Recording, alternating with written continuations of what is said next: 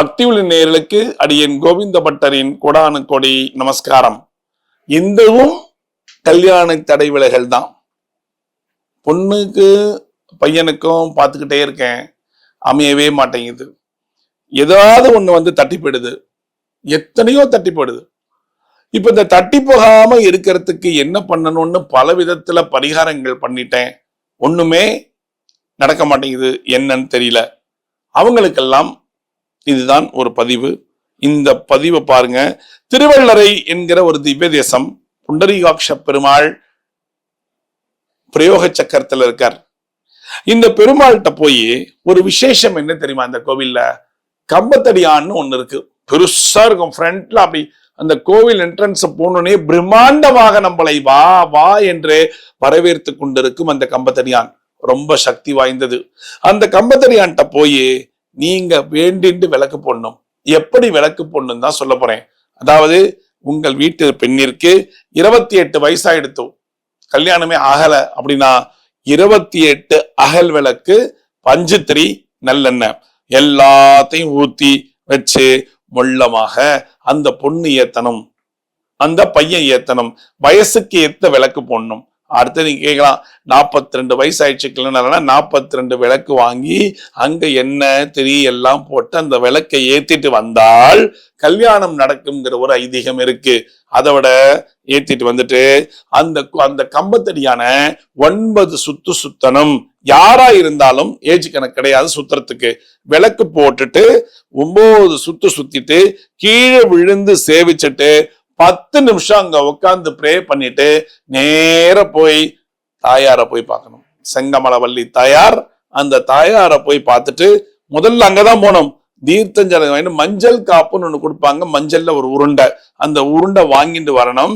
அப்படியே நேர படியேறி மலை மேல இருக்கக்கூடிய பெருமாள் புண்டரீகாட்ச பெருமாள், தமிழ்ல செந்தாமரை கண்ணனை போய் பார்த்துட்டு அங்க போய் அர்ச்சனை பண்ணணும். அதாவது தாயார்கிட்ட அர்ச்சனை, யாருக்கு கல்யாணம் ஆலையோ அவங்க பேர்ல ஒரு அர்ச்சனை தாயார்கிட்ட பண்ணணும். நேர மேல போய் புண்டரீகாட்ச பெருமாள்கிட்ட போய் ஒரு அர்ச்சனை பண்ணணும். பண்ணிட்டு அங்க கொடுக்கக்கூடிய தீர்த்தம், சடாரி, மஞ்சள் எல்லாத்தையும் வாங்கிட்டு வந்து உருட்டி ஒரு டப்பா, குட்டி டப்பா எடுத்துட்டு போயிடுங்க. அந்த டப்பால வந்து அதை போட்டு வச்சுக்கோங்க பத்திரமா. வீட்டுல போய் டெய்லி நெத்தியில வச்சுக்கணும். ஆம்பளையும் வச்சுக்கலாம், பெண்களும் ஆண்களும் வச்சுக்கலாம், பெண்களும் வச்சுக்கலாம். ஆச்சா, அங்க அர்ச்சனை ஆனோன்னு உட்காருங்க. நேர உட்காந்து மனசார ப்ரே பண்ணுங்க. ஏன்னா பிரயோக சக்கர பெருமாள் கல்யாண தடைகளை அந்த பிரயோக சக்கரத்தாலேயே அழிக்கக்கூடிய ஒரு சக்தி வாய்ந்த ஒரு பெருமாள் புண்டரீகாட்ச பெருமாள். அங்க சேவிக்கும் போதே உங்களுக்கு தெரியும், ஒரு பெரிய வைப்ரேஷன் இருக்கும். அங்க சேவிக்கும் பொழுதே ஒரு பெரிய வைப்ரேஷனோட சேவிப்பீங்க. அதுக்கப்புறம் வந்தீங்கன்னா உங்க கல்யாண தடை ஈஸியா விலகி போயிடும், சீக்கிரம் கல்யாணம் நடக்கும். சரி, கல்யாணம் நடத்தியாச்சு, பொண்ணு மாப்பிள்ளைக்கு கல்யாணம். அங்க போனேன், விளக்கு போட்டேன், கல்யாணம் பண்ணியாச்சு. அடுத்தது என்ன பண்ணோம்? திருப்பி நேர போங்க. நேர போயிட்டு அதே விளக்கு 28 வயசுல கல்யாணத்துக்கு வேண்டிக்கிட்டேன், 29வது வயசுல கல்யாணம் நடந்தது அப்படின்னா திரும்பவும் என்ன வயசுல விளக்கேத்தினீங்களோ அதே விளக்கு 28 விளக்கு 28 வயசுலதான் நான் வேண்டிட்டு விளக்கேத்தினேன். 29, 30 வயசுல கல்யாணம் ஆச்சுன்னா தம்பதிகளா நேர போய் திருப்பி அங்க 28 வயசுல என்ன வயசுல வேண்டிக்கிட்டு விளக்கேத்தினீங்களோ அந்த விளக்க கல்யாணம் முடிஞ்சோன்ன திருப்பி ஏத்திட்டு அதே மாதிரி தாயாருக்கு போய் தம்பதி சமேதரா போய் அர்ச்சனை பண்ணிட்டு மேல போய் புண்டரீகாட்ச பெருமாளுக்கு ஒரு அர்ச்சனை பண்ணிட்டு வந்துடணும். தம்பதியா விளக்கேத்தினொன்ன தம்பதிகளா கைய புடிச்சுக்கிட்டு 9 சுத்து சுத்தி வரணும். வந்து முடிச்சிங்கன்னா சீக்கிரமே உங்களுக்கு கண்ணன் மாதிரி ஒரு அழகான குழந்தை பிறப்பான். இது அங்க ஐதீகம். இந்த விஷயத்தை நீங்க செஞ்சிட்டீங்கன்னா கல்யாண தடை விலகும். சரி, இப்ப இது ஓகே. இந்த செகண்ட் மேரேஜ்னு ஒண்ணு இருக்கு. இந்த டிவோர்ஸி அவங்களுக்கு அதே மாதிரி 30 வயசுலயே 35 வயசுல இந்த ஆக்சிடென்ட் ஏதோ சம்திங் கணவன் இறந்து போய் கைம்பெண்கள் ஆயிட்டாங்க, விதவை ஆயிட்டாங்க அப்படின்னா அவங்களுக்கு செகண்ட் மேரேஜ் பண்ணணும்னா அவங்க இப்ப அவங்களுக்கு இப்போ டிவோர்ஸ் ஆயிடுச்சு, 35 வயசுல டிவோர்ஸ் ஆயிடுச்சு, 35 விளக்கேத்தணும். அவங்க போய் 35 விளக்கு ஏத்திட்டு 2 விளக்கு எக்ஸ்ட்ரா ஏத்தணும், தனியா ஏத்தணும். 35 விளக்கு ஒரு சேர ஏத்திட்டீங்கன்னா 2 விளக்கு தனியா ஏத்தணும். அதுதான் செகண்ட் மேரேஜுக்கான விளக்கு. இல்ல 35 விளக்கு என்னால ஏத்த முடியாதுன்னா அவங்க 2 விளக்கு ஏத்தனா போதும். யாரு?